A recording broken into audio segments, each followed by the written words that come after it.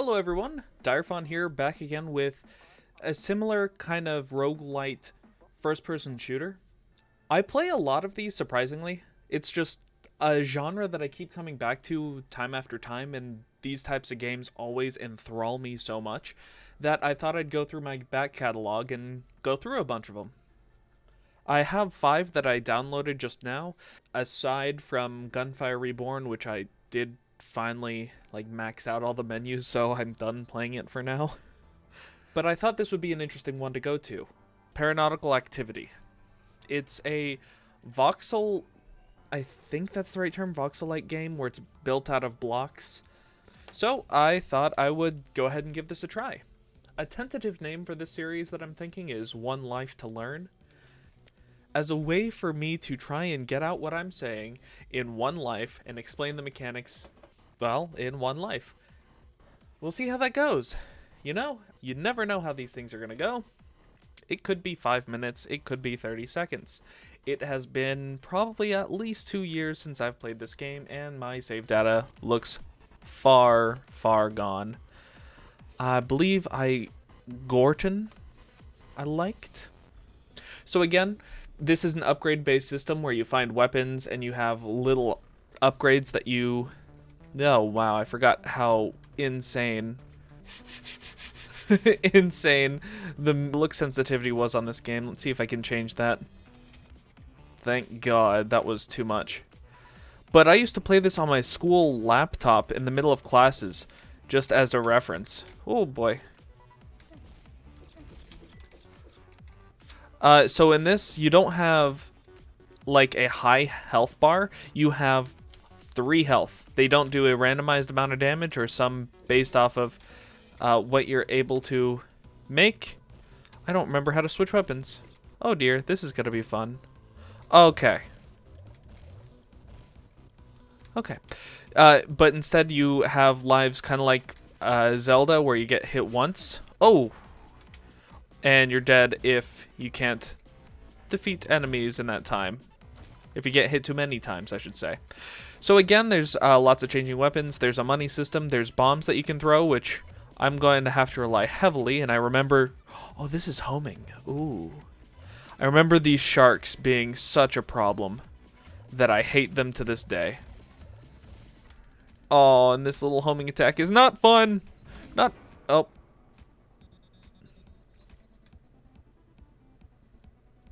I'm not sure how that happened.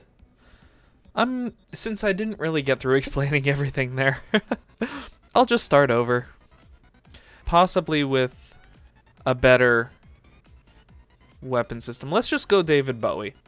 Let's go. Bye. If anyone remembers Naruto Abridged. So, let me start over. It is, again, a roguelite game where you upgrade mostly your weapons as you continue through rooms. You do get health upgrades, and there are ways where you can upgrade your character, and that's moving a controller that I have connected. That's a little annoying. So let's continue to see these enemies. Boop. Little masked, I guess, cult guys. It's a mix of, like, mythological creatures and, I guess, cultists and demons in this game, rather than furry animals with different hobbies. Oh, I shouldn't have entered the boss this quickly. Okay. And I have no other... Oh, this is going to be fun. I'm just going to have to fight this skull boss and avoid the spiders the entire time. It keeps releasing the spiders.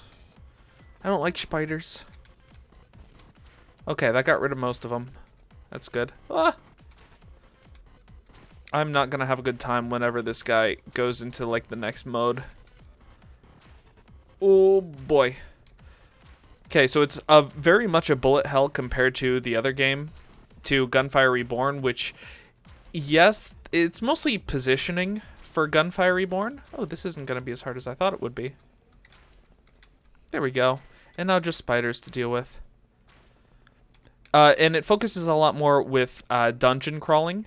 So each of the dungeons has a set floor. Oh.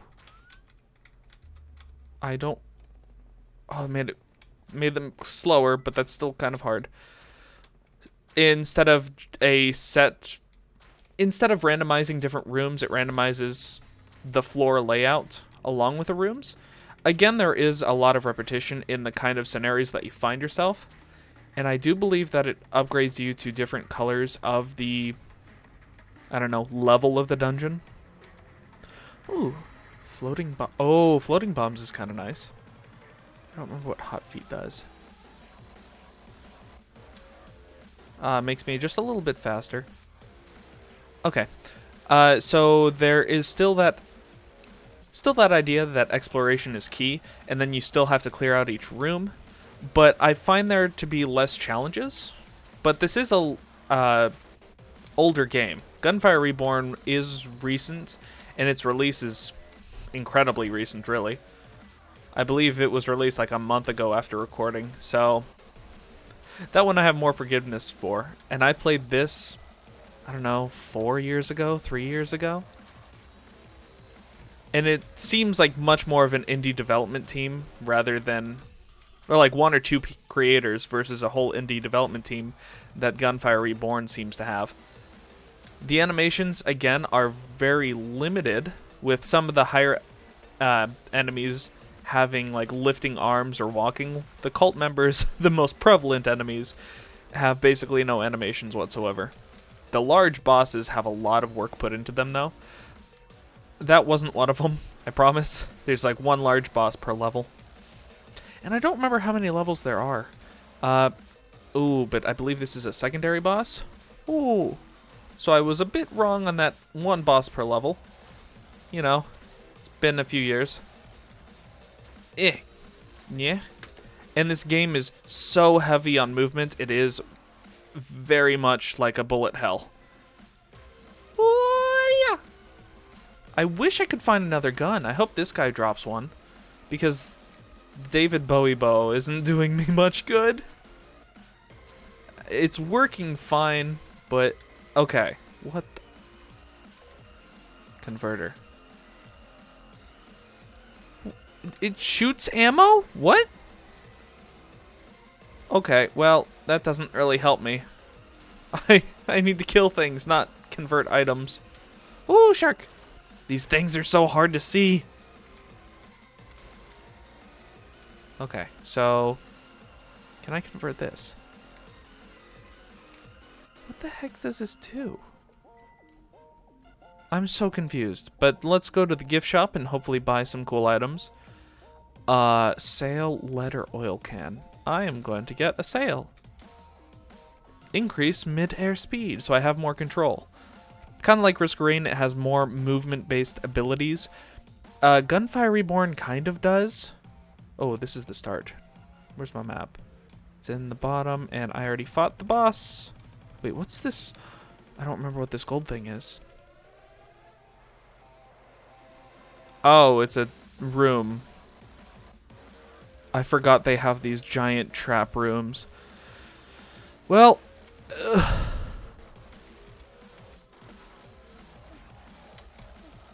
okay. Fun. I don't know how. Oh, I must have had lots of shields. So the shields do block 1 point of damage every time you're hit. It still kind of hurts. Luckily, these healths, like the hearts laying around everywhere, they do stay on the map, so I can look in the minimap and find them, run over them, and oh, back to full health before I go down to the next level. This game, more than Gunfire Reborn, is very skill-based. Gunfire, you have to build up experience, and it forces you to build up experience before you can handle higher levels by giving you little bonuses that eventually add up over time. This game, I definitely get the feeling that you can complete this in one go if you're really skilled enough.